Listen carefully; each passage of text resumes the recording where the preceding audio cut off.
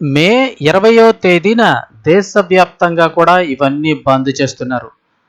ఏం మూసేస్తున్నారు, ఏంటి వివరాలు తెలుసుకుందాము. వీడియో పూర్తిగా చూడండి, అలాగే తప్పకుండా లైక్ చేయండి. మరిన్ని అప్డేట్స్ కోసం ఛానల్ని సబ్స్క్రైబ్ చేసుకోండి. ఇంక వివరాల్లోకి అయితే వెళ్ళిపోదాము. ముఖ్యంగా ప్రభుత్వం నుంచి వచ్చే ముఖ్యమైన అప్డేట్స్ అన్నీ కూడా ఎప్పటికప్పుడు మన ఛానల్ ద్వారా మీకు తెలియచేయడం జరుగుతుంది.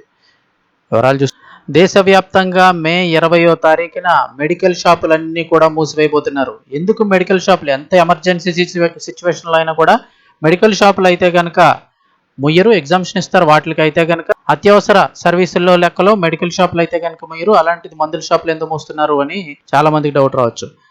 ఇవి ఆన్లైన్ వర్సెస్ ఆఫ్లైన్ ఫార్మసీల వివాదం మరోసారి ముదిరిపోయింది.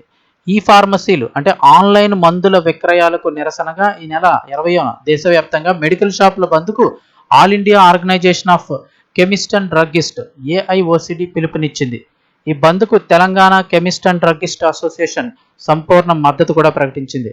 ముఖ్యంగా చూస్తే మనకి కరోనా టైంలో కొన్ని కొత్త అమెండ్మెంట్స్ అయితే ఇచ్చారు. ఎవరైనా అంటే వెళ్ళి మెడికల్ షాపులకి వెళ్ళి బయటికి భౌతికంగా వెళ్ళకూడదని, మీకు సంబంధించిన ప్రిస్క్రిప్షన్ ఏదైనా కనుక ఫోన్లో పెడితే ఆ ఆన్లైన్ కంపెనీ ఏదైతే ఉంటుందో అది ఇంటికి తీసుకొచ్చి ఇచ్చేస్తూ ఉంటారు డెలివరీ. ఆ విధానం ఇప్పుడు కరోనా టైంలో అయితే కనుక ఇవ్వడం జరిగింది. ఈ ఆన్లైన్ ప్లాట్ఫామ్స్ ద్వారా ఎలాంటి భౌతిక తనిఖీ లేకుండా మందులు విక్రయించడం వల్ల ప్రజారోగ్యానికి తీవ్ర ముప్పు వాటిల్లుతోందని అసోసియేషన్ ఆందోళన వ్యక్తం చేసింది. ఒకే ప్రిస్క్రిప్షన్ పలుమార్లు ఉపయోగించి మందులు పొందే అవకాశం ఉండడంతో యాంటీ మైక్రోబయల్ రెసిస్టెన్స్ ఏఎంఆర్ వంటి సమస్యలు తలెత్తుతాయంటూ హెచ్చరించింది.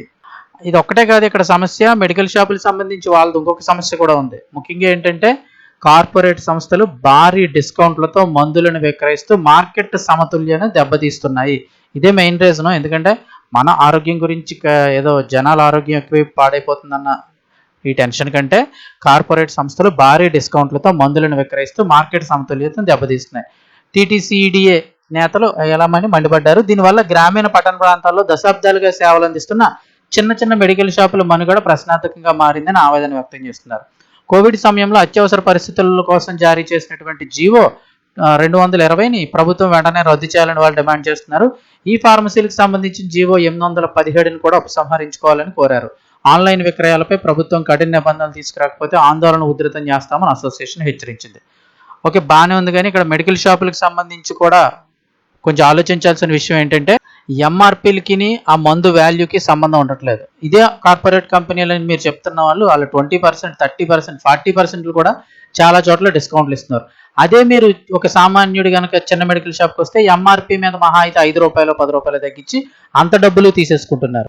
అది కూడా మీరు ఆలోచించి నిజంగా మీ దగ్గరికి వచ్చిన మెడికల్ షాప్కి వచ్చినటువంటి సామాన్యుడికి ఎవరైనా మీరే డిస్కౌంట్ వీలున్నంత వరకు ఎంత మీకు అవకాశం ఉంటుందో అంత డిస్కౌంట్ మీరే ఇచ్చినట్లయితే కనుక బయట ఆన్లైన్లో డిస్కౌంట్లు జరిగి చాలా తక్కువగానే వెళ్తారు. మీరేమో ఎంఆర్పీలుగా తీసేసుకుంటూ బయట ఆన్లైన్లో డిస్కౌంట్లు ఇస్తున్నారు అని మీరు ఇక్కడ బంద్ చేయడం, అలాగే డిస్కౌంట్ ఇచ్చే వాళ్ళని వద్దని చెప్పడం ఒకసారి ఆలోచించాల్సిన విషయం. ఇక్కడ ఒక మాట మట్టు నిజం, ఎందుకంటే ప్రిస్క్రిప్షన్ ఆన్లైన్లో ఒకే ప్రిస్క్రిప్షన్ ద్వారా కొంచెం ఎక్కువగా ప్రతి చోట కూడా మెడిసిన్ తీసుకునే ప్రాబ్లం కూడా ఒకటి అయితే ఉంది. అది కూడా కొంచెం ఆలోచించాల్సిన విషయమే. సో దీనిపై మరి మే 20న అయితే బంద్ చేస్తున్నారు. గవర్నమెంట్ ఏ నిర్ణయం తీసుకుంటుంది అనేది అయితే చూడాల్సి ఉంది. సో ప్రభుత్వం నుంచి వచ్చే ముఖ్యమైన అప్డేట్స్ ఎప్పటికప్పుడు తెలుసుకోవడానికి ఛానల్ని సబ్స్క్రైబ్ చేసుకోండి.